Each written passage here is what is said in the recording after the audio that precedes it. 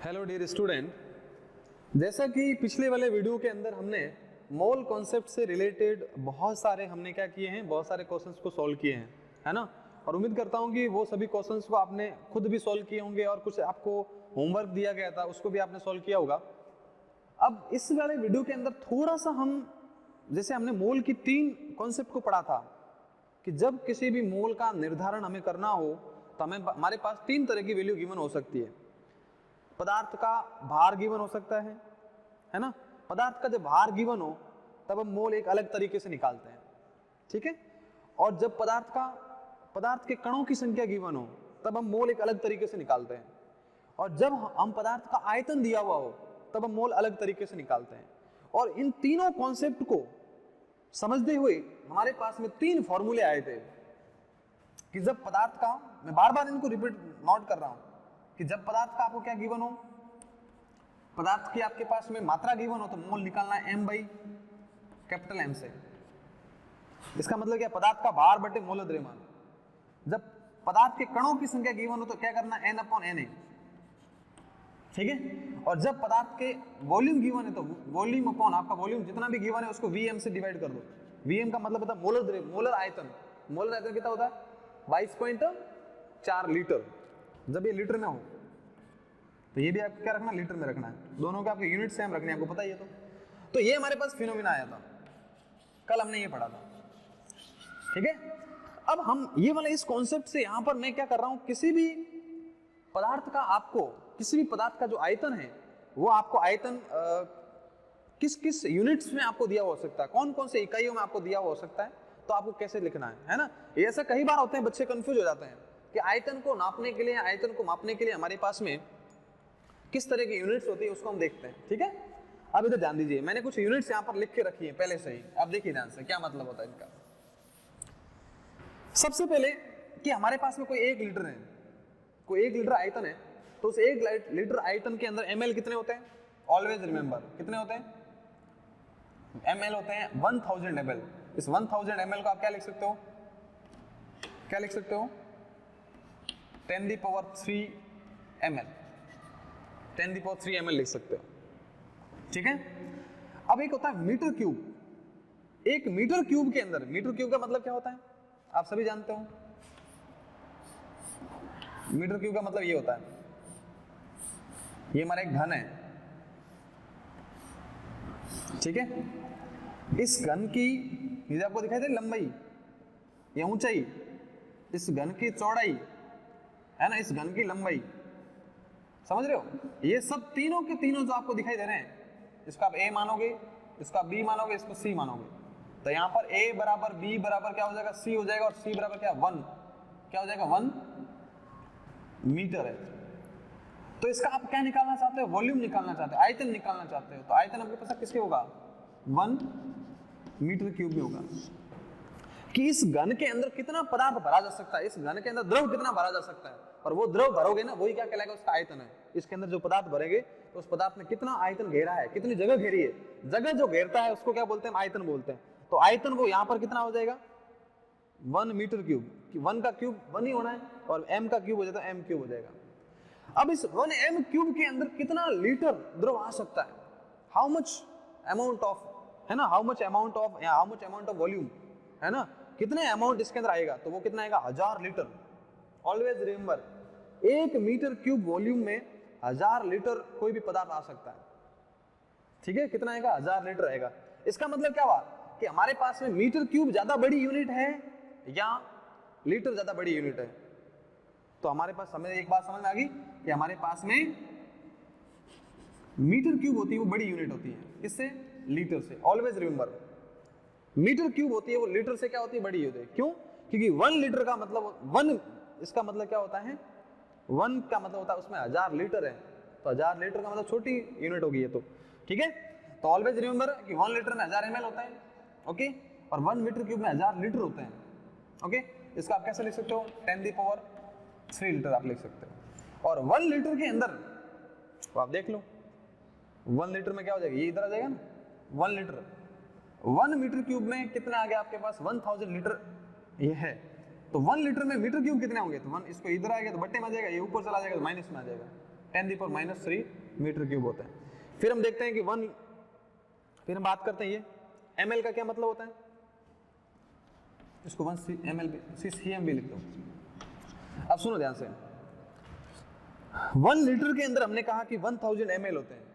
कितने होते हैं? 1 लीटर में 1000 ml, 1 लीटर 1000 ml। और 1 ml जो होता है ना, वो 1 ml 1 cc के बराबर है और 1 सेंटीमीटर क्यूब के बराबर है। ऑलवेज रिमेंबर कि 1 लीटर जो होता है वो 1000 सेंटीमीटर। ऑलवेज ध्यान रखना कि हमारा जो ml होता है और सेंटीमीटर क्यूब होता है उसकी वैल्यू दोनों के बराबर होती है। 1 centimetre cube is always equal to 1 centimetre cube is always equal to 1 ml। 1 ml के बराबर होगा, ध्यान रखना। और जो 1 ml होता है और 1 सेंटीमीटर क्यूब होता है उसको बोलते हैं सीसी। ध्यान रखना, ये जो है ना, यहाँ पर हमारे पास ये सेंटीमीटर है, ये वैल्यू 1 सेंटीमीटर, ये 1 सेंटीमीटर, ये 1 सेंटीमीटर। तो इसका आयतन निकालोगे तो क्या होता है? 1 सेंटीमीटर क्यूब आएगा और वही 1 सेंटीमीटर क्यूब 1 ml कहलाएगा। वही 1 सेंटीमीटर क्या कहलाएगा? 1 ml कहलाएगा। और 1 ml को ही क्या बोलते हैं हम? 1 cc बोलते हैं। Cube is close, cube close बोलते हैं ना, क्यूब वाला इज cc का मतलब लिखा ना मैंने यहाँ पर। ये देखो मैंने यहाँ पर लिखा है कि 1 लीटर का मतलब 1000 सेंटीमीटर क्यूब है ना, सेंटीमीटर क्यूब, सेंटीमीटर क्यूब, ये सेंटीमीटर क्यूब आ गया, सेंटीमीटर क्यूब, ये लिखा है सेंटीमीटर क्यूब। ओके, और 1 ml का मतलब 1 cc, सही बात है, ये सेम बात आ गई और ये हो गया। और एक और ध्यान रखना, 1 लीटर का मतलब 1 डेसीमीटर क्यूब होता है। 1 लीटर की बात करो, जैसे मैंने यहाँ पर देखो लिख दिया कि 1 लीटर का मतलब होता है कि 1 लीटर में 10⁻³ मीटर क्यूब होते हैं। क्या होते हैं? 10⁻³ मीटर क्यूब होते हैं। फिर इसके अंदर वापस क्या होगा? 100 ml, 1000 ml, 1 लीटर 1000 ml होता ही है। फिर हमने कहा 1 ml को हम क्या बोलते हैं? सेंटीमीटर क्यूब बोलते हैं। सेंटीमीटर क्यूब को आप 1 cc बोलोगे। 1 cc का मतलब क्या होता है? 1 लीटर के अंदर 1 डेसीमीटर होता है। 1 लीटर और 1 डेसीमीटर हमेशा बराबर होते हैं। 1 डेसीमीटर और 1 लीटर हमेशा क्या होता है? 1 डेसीमीटर क्यूब और 1 लीटर हमेशा क्या होते हैं? बराबर होते हैं। तो अब मैंने ये चीज आपको क्यों समझाई है? मैंने ये चीज आपको इसलिए समझाई है क्योंकि कभी कभी एग्जाम में आपको पता क्या देते हैं? एग्जाम में आपको देते हैं कि 1 cc आयतन के अणुभार निकालो। 1 cc आयतन आपको कोई गिवन है किसी का भी पदार्थ का, तो उसका आपको द्रव्यमान निकालना है, उसके अंदर कणों की संख्या निकालनी है। तो आप कैसे निकालेंगे? ठीक है, तो हम ये आपको पहले अच्छे से नोट कर लो इनको। और उसके बाद में ये रिलेशन आ गया, क्या आ गया हमारे पास? रिलेशन आ गया। तो आपको यूनिट के जो ग्रेटरनेस का क्रम हमें लिखना है। तो सबसे ज्यादा बड़ी कौन है? मीटर क्यूब है, फिर लीटर है, और लीटर से बराबर कौन है? लीटर के बराबर है डेसीमीटर क्यूब। ओके, डेसीमीटर से छोटा कौन है? ये दोनों बराबर है। डेसीमीटर छोटा कौन सा हो गया? ये हमारा ml हो गया। ml को बराबर किससे लिख सकते हो? सेंटीमीटर क्यूब से लिख सकते हो। सेंटीमीटर क्यूब से cc से लिख सकते हो। ये हमारा कॉन्सेप्ट हो गया। वॉल्यूम के रेस्पेक्ट में जब हम बात करते हैं, किसके रेस्पेक्ट में? वॉल्यूम के रेस्पेक्ट में जब हम बात करते हैं तो हमारे पास में क्या आ जाएगा? हमारे पास में जो ये मीटर क्यूब है वो सबसे बड़ी यूनिट मानी जाती है। उसके बाद छोटा होता है लीटर, लीटर्स और डेसीमीटर बराबर होता है, डेसीमीटर क्यूब बराबर होता है। फिर हमारे पास होता है ml और सेंटीमीटर क्यूब हमेशा बराबर होते हैं। और फिर क्या होता है? cc होता है। ठीक है, इस बात को आप विशेष रूप से ध्यान दीजिए। वो सबसे बड़ा वॉल्यूम की यूनिट कौन सी है? मीटर क्यूब हमारी होगी। ठीक है, क्योंकि 1 मीटर क्यूब के अंदर 1000 क्या होते हैं? लीटर होते हैं। ओके, अब इन कॉन्सेप्ट का प्रयोग करते हुए हम क्या करेंगे? न्यूमेरिकल क्वेश्चंस को सॉल्व करेंगे। ठीक है भाई, मिटा दो इसको। देखिए ध्यान से, अब हम एक क्वेश्चंस करते हैं, न्यूमेरिकल क्वेश्चंस करते हैं। बहुत सारे न्यूमेरिकल क्वेश्चंस को हम कॉन्सेप्ट को अच्छे से पकड़ करनी है आपको। मोल कॉन्सेप्ट को अच्छे से समझना हमें। ठीक है भाई, अब देखिए ध्यान से, सुनो। एक क्वेश्चन है हमारे पास, 100 सेंटीमीटर क्यूब आयतन, 1 सेंटीमीटर क्यूब CO2 किस फॉर्म में? गैसेस फॉर्म पर में उपस्थित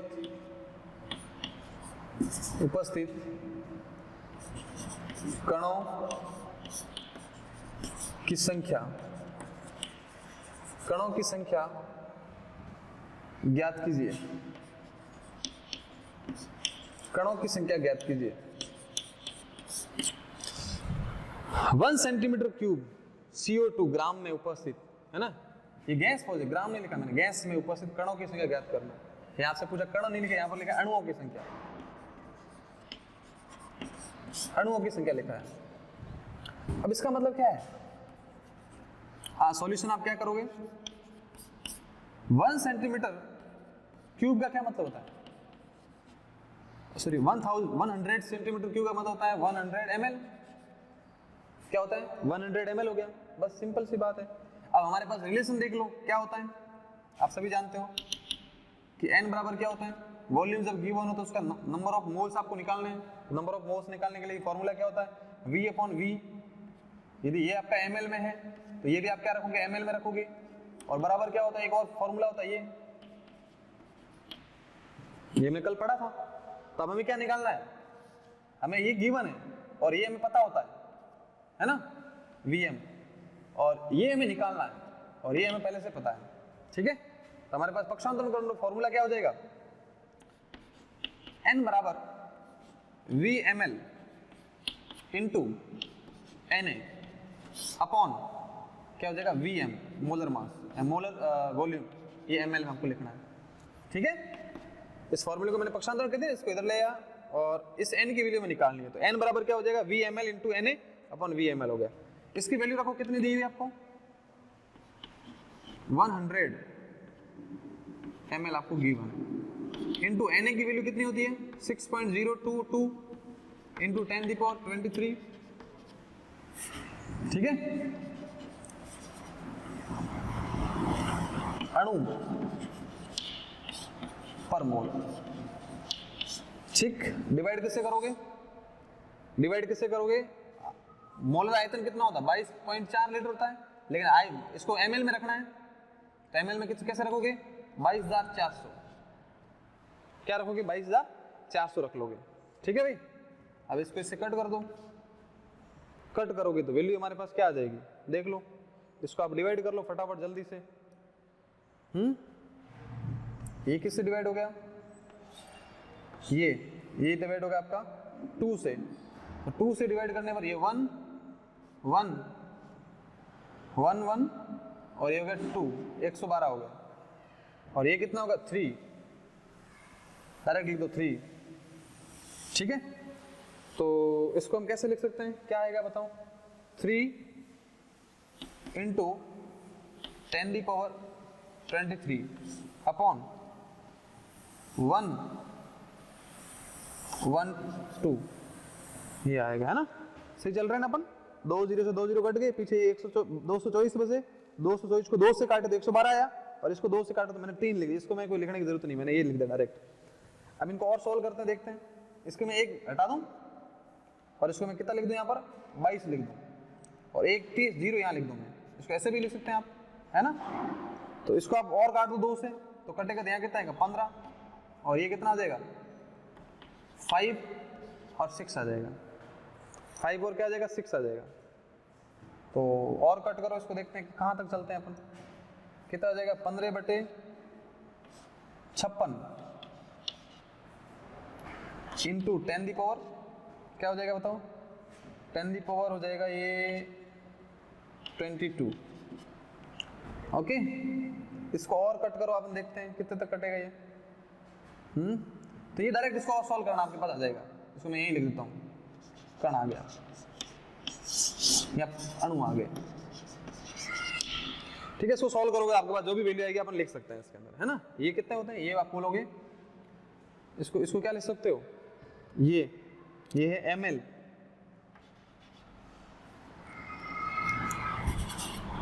मोल, सॉरी ml पर मोल, ठीक है। ये जो आयतन है किसका है? ये आयतन है मोल, ml पर मोल का है, मोल का एक आयतन है ये।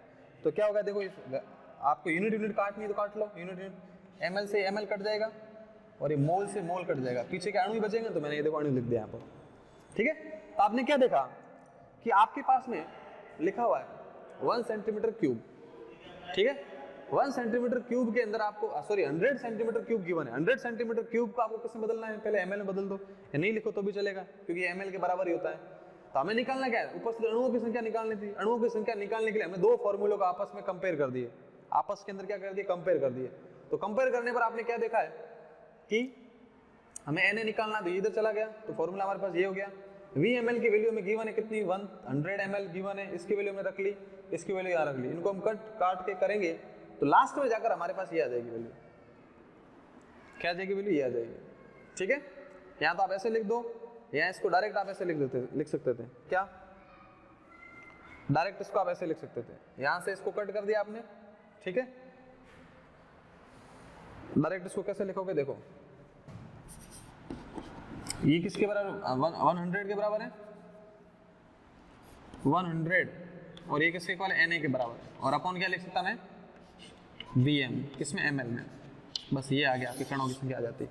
डायरेक्ट लिख दिया ना, 100 मैंने लिख दिया, इसको लिख दिया मैंने Na, और इस पूरे नीचे वाले को क्या लिख दिया मैंने, Vml लिख दिया। इस पूरे का आप सॉल्यूशन कर दोगे, ये वैल्यू यहाँ तक आ जाएगी। 15 को इसमें डिवाइड करोगे तो जो भी पॉइंट में आप वैल्यू आएगी वो आप लिख सकते हो। ठीक है, तो इस तरह से हम कर सकते हैं इनको सॉल्व। ठीक है भाई, नेक्स्ट हम देखते हैं, देखिए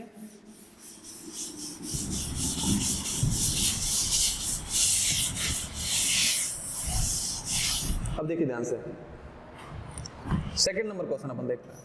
जो भी हमारे क्वेश्चन है, आपसे पूछा जाए कि 1000 डेसीमीटर क्यूब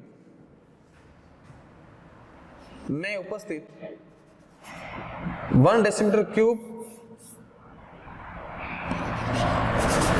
1 डेसीमीटर क्यूब किसका, 1 decimetre cube of CH4 gases form में उपस्थित मोलों की संख्या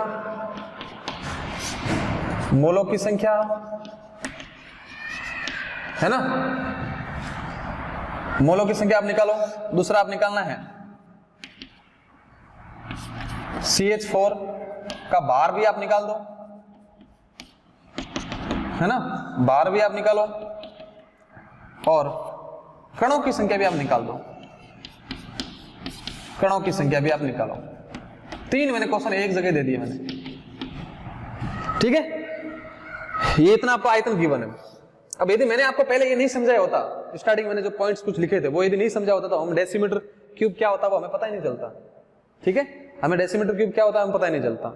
ठीक है भाई, तो हम क्या करेंगे, देखो हमारे पास सबसे पहले कणों मोलों की संख्या निकालेंगे। तो मोलों की संख्या कैसे निकालेंगे, क्या करना है, पहले तो ये देखो 1000 डेसीमीटर क्यूब क्या क्या मतलब होता है, 1000 डेसीमीटर क्यूब का क्या मतलब होता है, मतलब है 1000 लीटर होता है, 10³ लीटर होता है। सेम बात है, डेसीमीटर और लीटर को एक ही बात है ना। तो हम क्या करेंगे, n की वैल्यू कैसे लिखेंगे, आयतन को किससे डिवाइड करना है, ये होता है ना हमारे पास फॉर्मूला V/Vm को डिवाइड कर दो।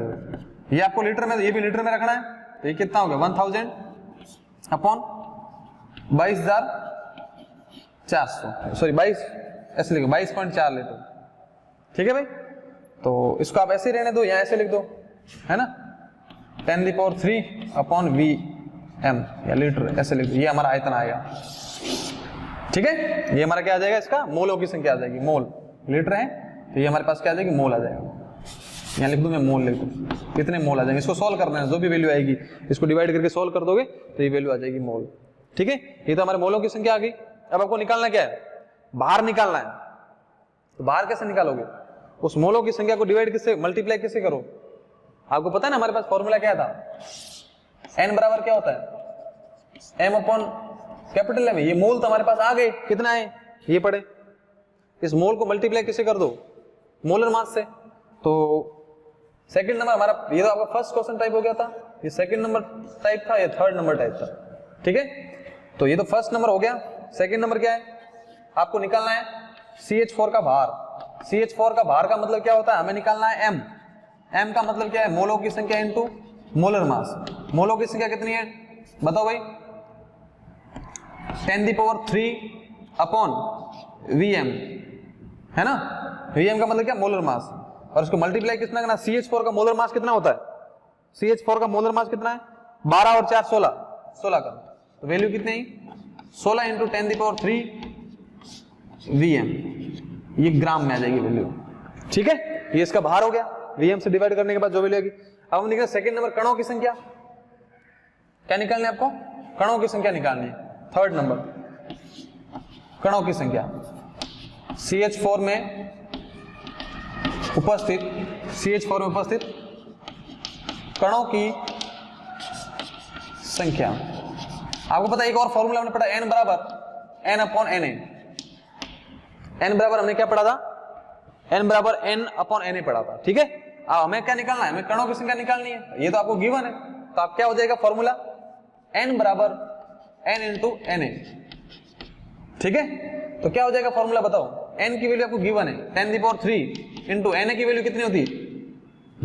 इसको कर दो na अपॉन क्या कर दोगे? na लिख दो, बस लिखने की जरूरत नहीं है। na की वैल्यू बार बार लिखने का क्या मतलब है, डायरेक्ट ऐसे ही लिख दो, ठीक है। और लास्ट में क्या आ जाएगा हमारे पास में?